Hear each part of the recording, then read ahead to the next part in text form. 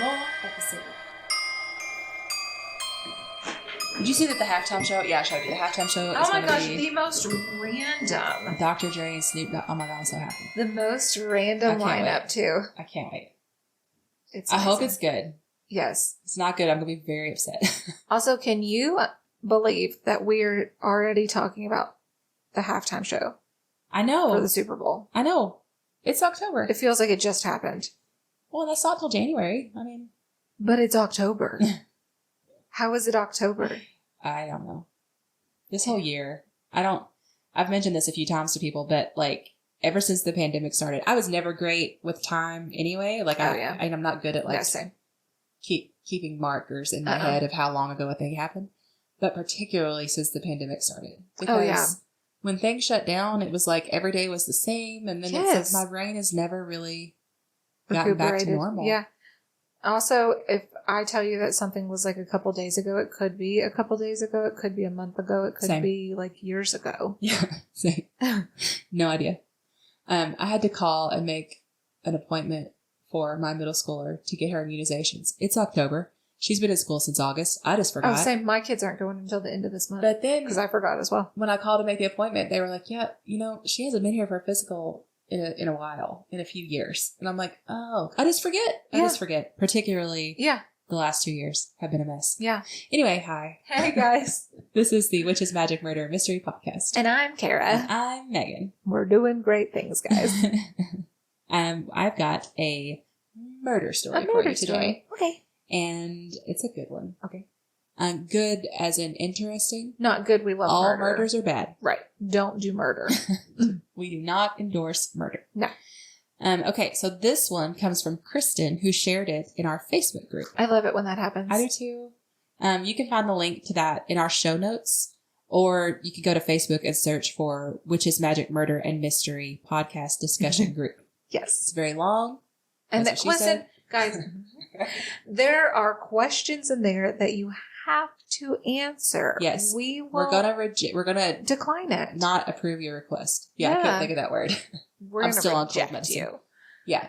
No, we'll decline it just because we don't know if you're a fake account or not. So please answer every question on there. There's 3 of them, and they're simple. In the last couple of days, have you noticed? Yeah, it's really exciting. A lot of fun. If you're in the group, say hi at any point. Yeah. Or if you read an interesting story, share the link in there. Doesn't have to be a.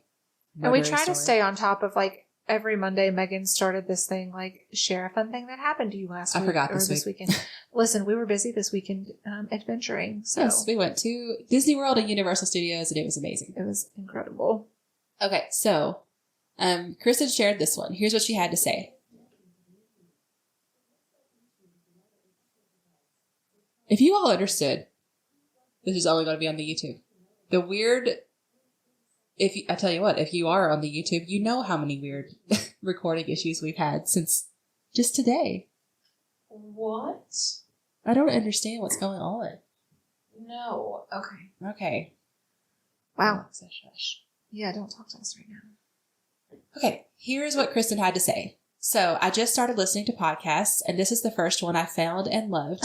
Thank you. Thanks so I've been much. binging them all. I love the ladies. I lived in Memphis until I was 7, so I love the accents. Oh, I love Memphis. We live in Minnesota now, you betcha. She put that in there, by the way. I've noticed myself talking in a slight drawl again. Oh, yay!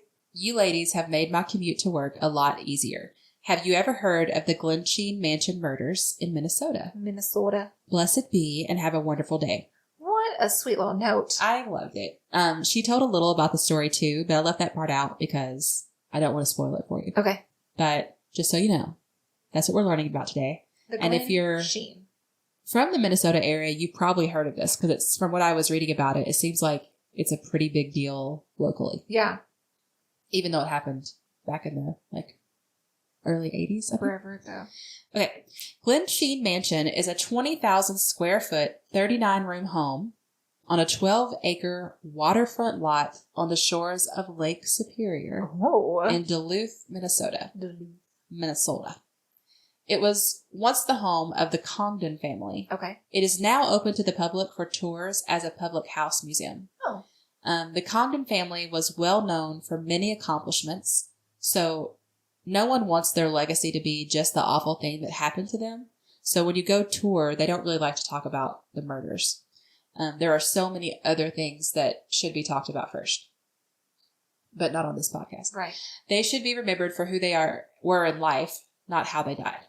So here we go. Let's talk about them. Check that sound real quick. Okay. Wouldn't it be awful if it just started buzzing and we didn't know it? Okay.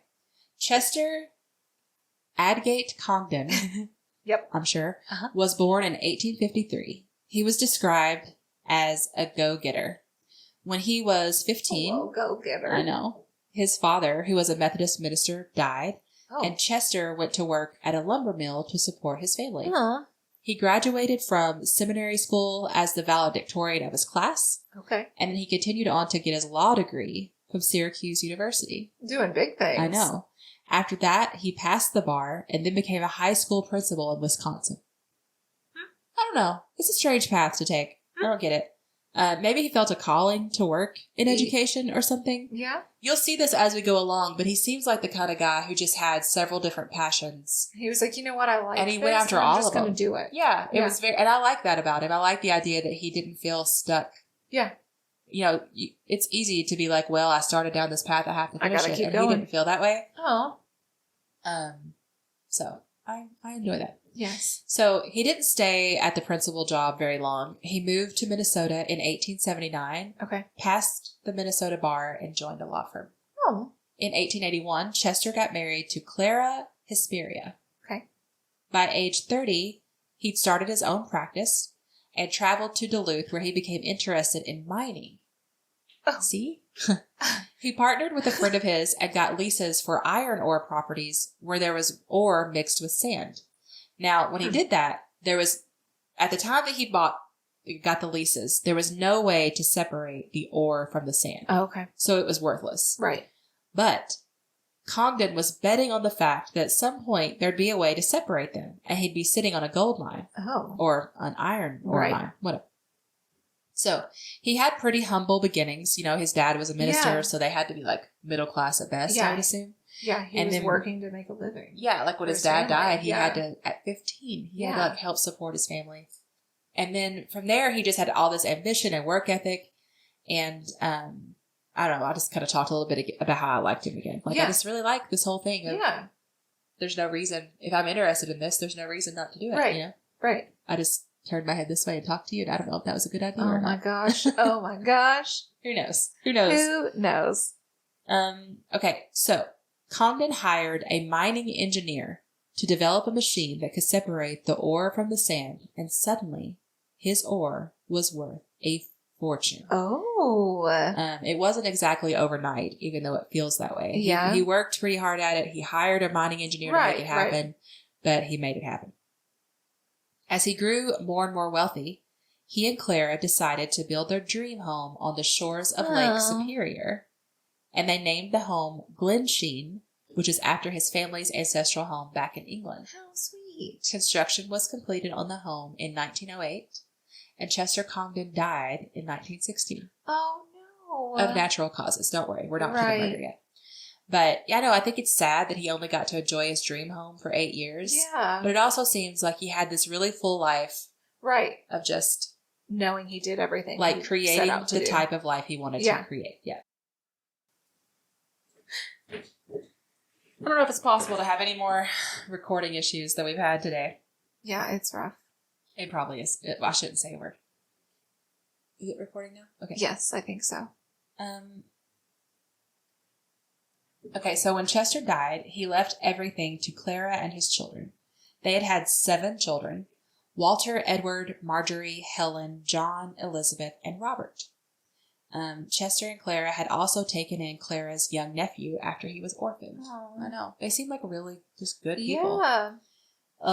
Elizabeth, who was the 3rd daughter, she had decided that she didn't want to get married. Okay. She'd been engaged, but she'd broken that off. And basically, she was just like, married life isn't for me. Right. But she did want to have kids. Yeah. And back then, that was kind of scandalous. Yeah, you didn't do that. Yeah. So to be an unmarried woman who made like a just conscious makes you look decision. bad. Oh, God. Oh, yeah. God. What will people think? In 1932, Elizabeth went to New York City and she adopted a little girl and she named her Marjorie. Now, this little girl was different.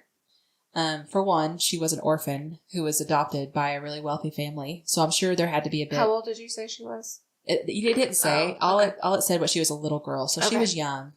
There had to be a bit of a culture shock that affected her behavior. Yeah. It was like the Annie situation. Yeah. And it's not to mention, like, we don't really know what her history was up to that point. So who really knows what all she had to adjust to? Yeah. But beyond that, she was an introvert. She wore really thick glasses and she spent most of her time reading alone or playing by herself. I mean, I don't hate that. No, I was going to say, I don't want to imply there's anything wrong with that. Like, I basically just described myself as a little girl. I had thick glasses and I spent most of my time reading alone. Right. Instead of playing alone in the rooms or hallways of a mansion, I just played in like fields and ponds and barns, you know? Yeah. So when Marjorie was 3, Elizabeth adopted a second child, a little girl named Jennifer. Oh. Jennifer was really different from Marjorie in terms of personality. She was really outgoing and everyone just loved her. Oh. And Marjorie became more withdrawn when Jennifer arrived, and she had some behavior issues like pulling out her own hair. Oh, no. That's not like super unusual though for like the older sibling to sort of have an adverse reaction when a new sibling shows up. I mean, who knows what Marjorie thought at the time. She's 3, she was adopted. Maybe she thought she was being replaced. Like, who knows? Yeah, that's true. So as Marjorie got older, she grew more and more unlikable. Basically... That's sad. It sounds like kid's not very likable. It sounds like she's the kind of kid that you just weren't able to say no to. Yeah. And not in a cute way. You know, sometimes it's like, I just can't say no to her. It's not that. It's more like she would make your life hell if you said no to her. Right.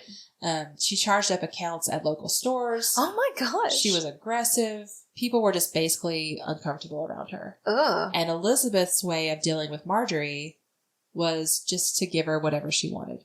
It was just easier to appease her cave than to argue. Dang it. And that's how, at 13, Marjorie was given a horse.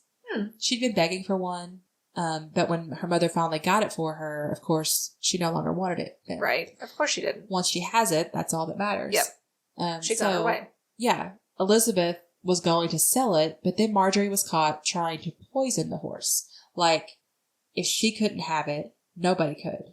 Oh. But, like, she didn't want it. You know? It's such a weird thing there. That is very weird. At 16 years old, Marjorie was sent to a boarding school in New England. She was a good student, but socially she just wasn't good with people. Yeah. She didn't make many friends, and she was basically considered to be a weirdo. Oh. But here, let's take a second to talk about weirdos. Because I really hate this whole thing. Like, everybody's kind of weird. They're so weird. When they're middle schoolers and high schoolers especially. Right. And like, I don't know, if you're not weird, then that just means you're just like everybody else, and that's fairly boring. Yeah. And there's also this tendency, I catch this with my daughters when they'll come home and they'll talk about the weird kid in class. And I'll ask them, like, what's weird here? Right. And when they describe it, it's usually just that they're quiet, or maybe they ask strange questions, or, you know, it's just, they're just not like everybody else. And I tell them all the time, like, you know, be careful that you're not bullying this kid. Yeah. And if they have really weird stories, I'll be like, well, where'd you hear that story? Exactly. And it's just talk. Mm-hmm. And I'm like, you know, don't repeat that to other people. You don't know if that's true if you didn't see it for yourself. And it could just, like, you don't want to accidentally bully somebody. Right. But anyway, I like weird people, is my point. Yeah. I like it when people are different. Yeah.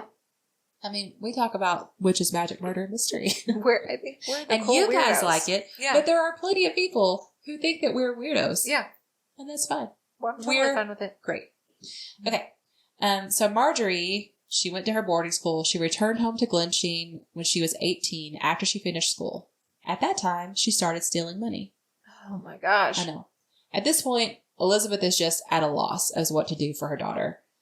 She sent her to a clinic in Topeka, Kansas for a psychological evaluation. So it's like she could tell there's something wrong.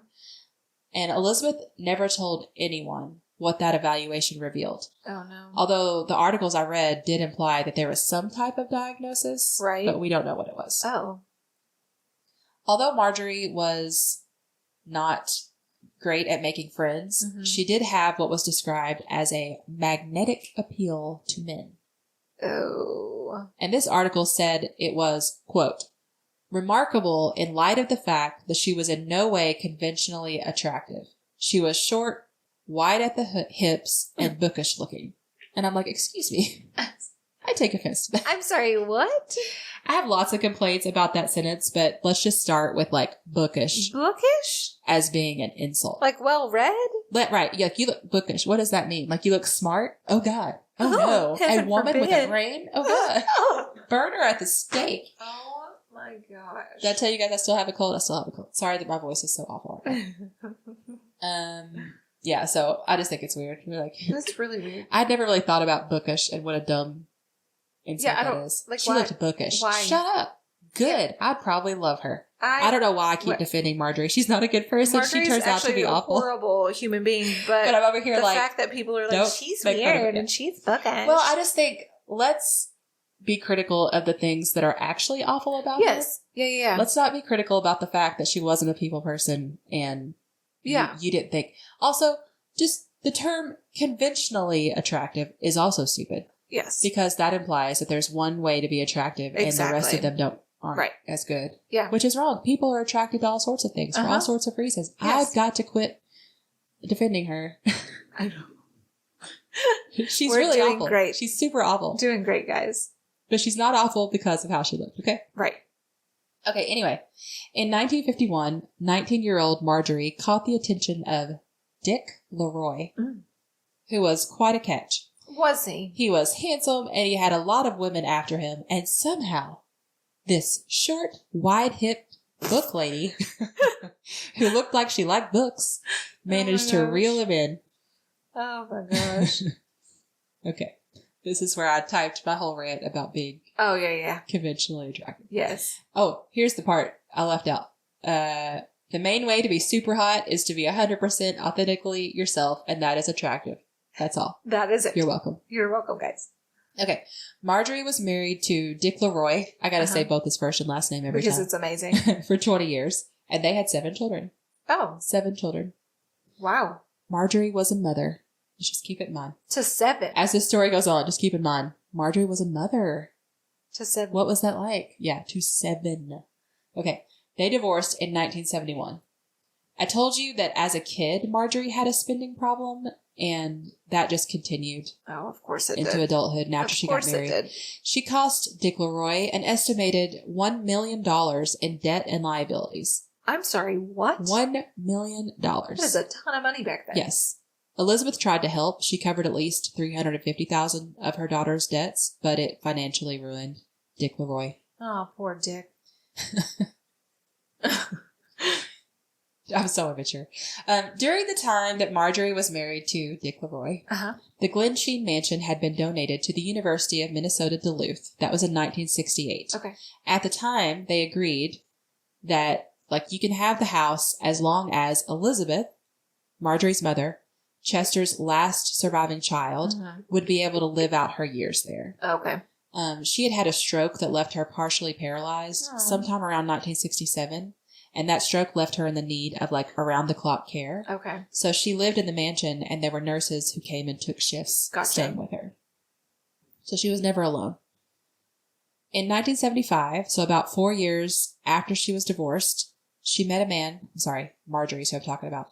Right. After Marjorie was divorced, she met a man named Roger Caldwell, and they were married 2 months after they met. And she still has 7 kids? Yep. Okay. Roger was an alcoholic. Of course he was. He turned violent when he drank. Of course so he's an A+ pick, right? Obviously, just like she is. Great man with great ambitions. She continued to spend and write bad checks and build up debt. Oh my God. This time, though, Elizabeth refused to help. Marjorie and Roger repeatedly asked her for money, saying they wanted to purchase a horse ranch in Colorado, but they were told no. Even when they went around Elizabeth and asked the trustees of the Congdon estate to lend them the money, they were told no. And at that point, Marjorie had sent Roger because she was like, I know they'll say no to me, but they might say yes to you. And it's like, why? Well, and also, they know he's your husband. Elizabeth was probably like, I'm sorry, I bought you a horse when you were 13 and you didn't want it. So what makes you want a horse ranch now? That's a really good point. So At this point, Marjorie and Roger, they're in major financial trouble. Yeah. And no one was coming to bail them out. Uh-oh. But Marjorie just had to make it long enough to get her inheritance. She stood to gain $8.2 million when her mother died. My gosh. Then, on June 27th, 1977, Elizabeth's day nurse arrived at Glensheen. At that time, Elizabeth was 83 years old. It was time for her day nurse to take over for the night nurse. Okay. Velma Paitia. Velma? Worshipful. Quick note, Velma wasn't actually the nurse that was supposed to work that night. She'd been called in because the regularly scheduled nurse couldn't make it. That reminds me of the Patreon episode we did about the axe murders where... Oh, yeah. You know, it was the maid, like... Yeah. She was new. Yeah. And, like, this lady, Velma, wasn't even supposed to be there. She wasn't even supposed to be there. It's just an awful twist of luck. No. So the day nurse arrives, and she starts heading up the stairs, and she stops.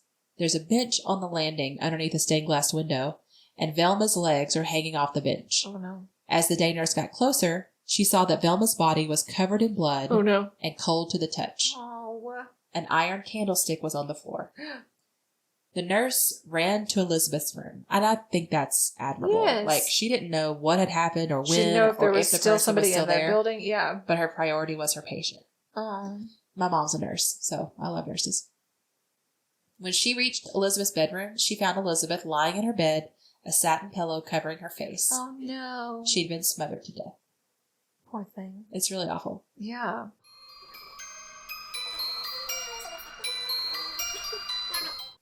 Cautious. Paranoid. So cautious. Okay. As soon as Jennifer, Elizabeth's second adopted daughter, found out, her first response was, Marjorie did it. Oh, no. So here's a quick overview that I like to call, They Were Really Bad at This. It's a working title. Other options are Murders Are Done. It took police less than 2 weeks to arrest Roger Caldwell. Oh my gosh. A Duluth cab driver had identified Roger, saying that he had taken him to Glensheen the night of the murders. What? Dude. You took a cab. A rare coin that had disappeared from Elizabeth's room showed up in Roger Caldwell's home. Oh my gosh, of course it did. In Golden, Colorado. Of course it did. Here's what's better. It had been mailed there the day after the murders in an envelope that Roger had addressed to himself. Hmm? I mean, what an idiot. What? I'm not saying anybody should murder. Right. But I'm just saying I would be better at it than he is. What on earth? He went on trial for first-degree murder, and his trial lasted 3 months, which at the time was the longest criminal trial in Minnesota history. Yeah, that seems like a while. Yeah. The jury took less than 24 hours to decide on their verdict, guilty, and he was sentenced to 2 life terms. He maintained that he didn't commit the murders, but he never pointed a finger at anybody else. Huh. Marjorie did not attend a single day of his trial. Oh, she didn't want to support her significant other? No. Mm-hmm. But, so don't think that they were supposed to buy a horse ranch together. They had all these plans. 2 days after Roger was sent to prison, police arrested Marjorie for conspiracy to commit murder. It was fairly obvious that Roger hadn't acted alone, and there was also evidence, there was a dark hair that had been found near Velma's body, and Roger had gray hair. But I don't really know. I mean, like what if it was the nurses? You're right. There's a lot of people in and out of that house, but still. But another thing that I wonder about is the cab driver had only said he'd taken Roger to the house. So yeah, how'd she get there? Right. So it's a little questionable. Yeah. We know Marjorie was broke, but she came from one of the wealthiest families in America, and that notoriety as an heiress meant that she was able to hire a top-notch criminal defense attorney. And you're not going to believe his name. Oh, no. Ronald Meshbesher. Say that again one more time. Ronald Meshbesher. Perfect. I love it. That name is like, even if you say it correctly, it sounds like it's amazing. Yeah. Yeah. Anyway, he was a top defense attorney for a reason. He was able to get her an acquittal, even though... Are you serious? It came out during the trial that Marjorie had previously tried to poison her mother. His trial, or her trial, I mean, I get that that's not what, that particular thing is not what she's on trial for, but you think it would show that she's capable of it. Exactly. Her trial was 3.5 months, by the way, beating Roger's record of his trial. So it's always, in hindsight, it's easy to be like, how did they not find her guilty? Right. There are a few things. There were 2 pieces of evidence from Roger's trial that had to be thrown out. They came up during Marjorie's trial. They weren't able to be used. And the whole point is it's conspiracy to commit murder. So they have to be like, they have to bring up Roger again because they have to be like, we know he did it. Yeah. In order to prove that she made him do it or helped him do it, right? So if you start putting Roger's guilt in question, then that would put her guilt in question. Right. So an expert disputed evidence that Roger's fingerprint was found at the scene, and another witness said that she had seen Roger somewhere else at the time of the murder. Oh my gosh. So not only did this contribute to Marjorie's acquittal, it also led to Roger's conviction being overturned. Oh my gosh. Which is shocking to me because all I hear now is how hard it is once you're convicted to get, to, even if they have all the evidence in the world that you're innocent, it is really hard. Yeah, to get Think a new trial. Like the Memphis 3, like how hard it was to get them out once they realized what all had been done. Yeah. So rather than risking him, they were going to do a second trial, but then they were afraid that he would be acquitted. So they offered Roger a plea deal. They were like, plead guilty to 2nd-degree murder and we'll sentence you to time served, which at that point was 5 years. It's a hell of a deal. So he got 2 life sentences, but then they're like, we'll give you 5 years. We'll give you 5 years for 2nd-degree murder. Yeah. And of course he took that deal. Yeah. I mean, who wouldn't? And he walked free. Oh. He died by suicide 5 years later in 1988, and he left a note that said, I didn't kill those women. And I feel sorry for it. And I know, I mean, I just think he was already an alcoholic, which makes me think, who knows what had happened to get him to that point in life. And then he ends up attached to Marjorie. And then it's just awful. Of course, I mean, he murdered people. I don't feel super sorry for him, but I feel a little sorry for him. He got involved.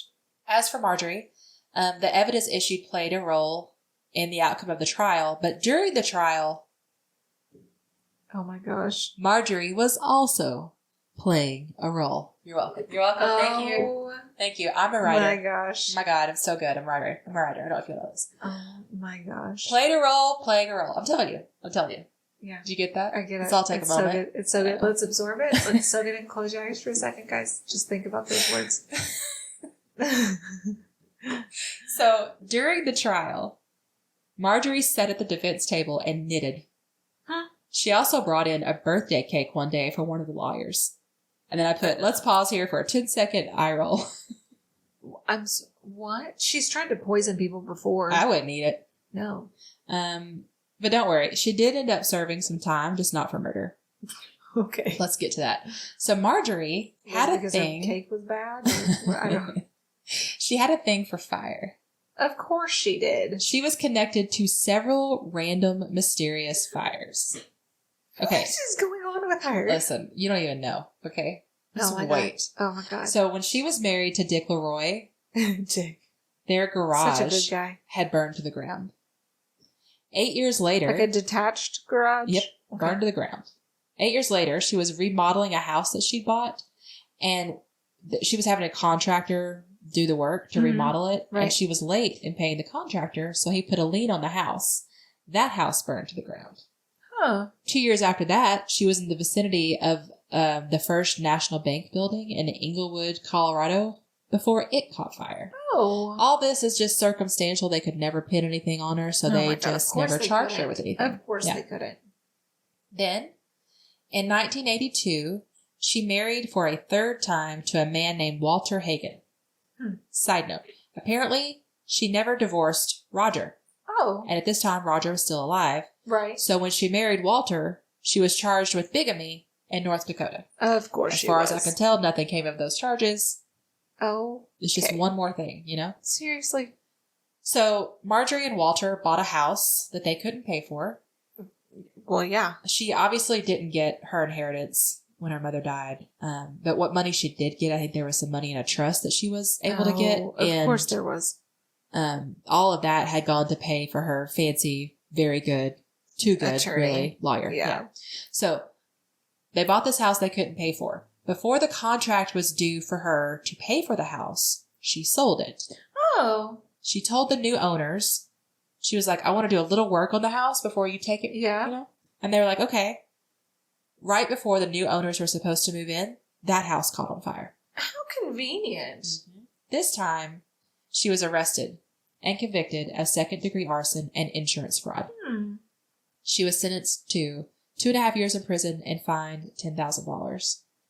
She served 20 months and was let out for good behavior. What? They loved her in prison. They loved Of course her. they did. She was described as charming and talkative. She got along with the inmates. She sent the warden flowers every week. And when they left, they told her they'd miss her. What? Oh, we're gonna miss you so much. Come back and see us, okay? We love you. Bye, Marge. Thanks for the flowers. This sweet lady. She's a great lady. She's such a good girl. It's gonna be not gonna be the same without her. Okay. Once she was out of prison, she and Walter got an Airstream trailer and traveled the country. Did they? Finally settling in Ajo. That sounds like a-hole. It's AJO. Ajo or Ajo, not sure. Arizona. 2 years later, whatever the name of that town is, had a rash of 43 fires, and at least 15 of those were arson. Which is just interesting. So convenient that she's in the same area. You know, allegedly, opinion. Could have happened.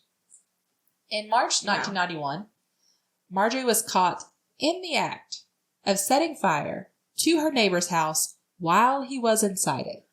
Why? Caught in the act. Why what would was you she do? trying to set him on fire? Just all of a sudden be like, oh, I'm just, don't mind me Don't here mind with me, my I'm just accelerant in my, matches. in my garden over here. Don't make it weird. This is normal neighbor behavior. I'm just dropping off a pie. This time, she was sentenced to 15 years in prison. Okay. Okay, listen to this. Before she went to prison, she was allowed to spend one last night with her husband. Which I'm like, is that a thing? Do they do that? I don't know. Anyway. What? The police officers who dropped her off for her last night with Walter said she was just so charming. Of course she was. I'm just intrigued by how she was described as a child versus how she's described as an adult. Exactly. The next morning, Walter was dead. Apparently, he had died by suicide. Not in a fire. Marjorie said that they'd had a suicide pact, but she had chickened out. Oh my God. A garden hose was found running from the gas stove in the kitchen to their bedroom. Are you serious? Police did not like her story, and they charged her with second-degree murder, but a grand jury wouldn't return an indictment. What? It was later determined that Walter had died of a drug overdose, but we don't know if he took those pills on purpose, right? Yeah, or not. Here's a little side note I read. Apparently, Walter Hagen's children suspect that Marjorie might have been involved in the sudden death of Walter's first wife, their mother. Oh. Allegedly. Oh, yeah. So Marjorie goes to prison and serves 10 years. This is still for that arson charge, which she got caught with the neighbor inside. Yeah. Because she wasn't charged with anything for Walter's death. Right. So she goes to prison. She serves 10 years. I think she was sentenced to 15. Yeah. Yes. She serves 15, serves 10. She's released at 71 years old. This story is still not over. There's still more, you guys. Oh, my God. I'm just sitting here remembering how much I defended her at the beginning, and I just want to go back again and say, I'm so sorry. I really don't like her. I really don't. Like her at all. She's not a stand-up sis. In March of 2007, 3 years after she got out of prison, she was caught forging the signature of a recently deceased friend on an inheritance check. That friend was named Roger Samus. Nope. And he had been under her care before his death. What? He loved her. He called her his angel. He thought the world of her. Oh, okay. Before she was arrested. Oh, ooh, sick bird. Before she was arrested, she had arranged to have his body cremated, so there was no autopsy. Of course. We don't know if she killed him and then was trying to steal his money, or if he died of natural causes. My God. And she was trying to steal his money. She pled guilty to forgery and was given probation. What? The Glensheen Mansion opened to the public for tours in 1979, 2 years after Elizabeth's death, and it's still open today. Thomas Congdon, the last surviving grandson of Chester and Clara Congdon, said, "People's feelings and concerns have improved, but not our attitude toward Marjorie. There's been no forgiveness that I know of." The Congdon family has reunions every few years in different places around the country. And in 2010, they had a reunion at Glensheen. So when they had the reunion, all the ropes and the stuff that like section off the room for the tours, those were all taken down. And the family was able to just use it just like it was back a private home again. I know. Cute. I really love that. And the murders are not talked about at the reunions. As far as Thomas Congdon knows, no family member has had any contact with Marjorie in decades. But one of her daughters attended the last reunion, and some were happy to see her. Some. Yeah. I don't see how any of them. Well, I mean, she didn't do it, but Mom did, and she's just guilty by association. But also, that's her child. Yeah. I mean, it's like, it's not their fault that she's their mother. Yeah. But man. What if they're the same person? And if they look like her, it may just be a hard, painful memory. The estate is currently listed on the National Register of Historic Places. Fun. Like I said earlier, if you tour the home, they don't discuss the murders. There used to be a really strict policy about it, but that's lightened up a little now. Like, if you ask, they will address it, and they'll be like, "We'll discuss it at the end of the tour." Oh, okay. That way, because it's like families and kids are there, and if you're not interested or if you don't want your kids to hear it, you can move on. Right. And then you can, if you are interested, just stick you can around stay and for talk about it. Today, Marjorie lives in Tucson. What? And uses the last name of her third husband, Hagen. She's 89 years old, and she's described as friendly and engaging. Is she? And from what I could tell, because I was like, is this an old article? I've Googled her, and it seems that she is currently still with us. Lively and engaging. I mean, I just wonder, has she not gotten into any trouble? Yeah, what in the last few years, or has she just not gotten caught? Marjorie did start the fire. Marjorie's definitely started the fire. Allegedly started the fire. In my opinion, it's just my opinion. Allegedly. That's our new single. It'll be out soon. It's great, guys. You're so welcome. So that's it. That's the story of the Glensheen murders. She's Kristen, wild. Thank you so much for posting that story. I'd never heard of it, and I just couldn't believe it kept going. I'm like, okay, well, there's the murder in the trial. No. Oh, there's this whole arson thing. Oh my God. And then there's another, the husband? Huh? What? And then the deceased friend with the forgery. Oh my God. I just can't. And then the fact that she's still alive. I'm just like, she's thriving. The woman is living her best life. Whatever that means. On that trust fund. I don't think she has any of that anymore. No, probably not. So yeah. That's it. Well, gosh, guys. Thanks so much for tuning in. Quite a story. Thank you guys for listening. We appreciate you so much. So much. As always, if you would like to send us any messages, any story ideas, or just to tell us anything at all, you can message us at Witches Magic Murder and Mystery. Wait, Witches Magic Murder Mystery at gmail.com. That's it. Yep. You can also find us on Instagram at Witches Magic Murder Mystery. And if you go to the link there, you'll find links to the podcast store, the Patreon, Facebook group, YouTube channel. Really anything. On the YouTube channel, you'll see the completely unedited videos. Today was wild, guys. They're kind of a mess. Today is going to be a real mess. You all have no idea what we've been through over here. No clue. So we love you. Yeah, so much. Goodbye. Goodbye.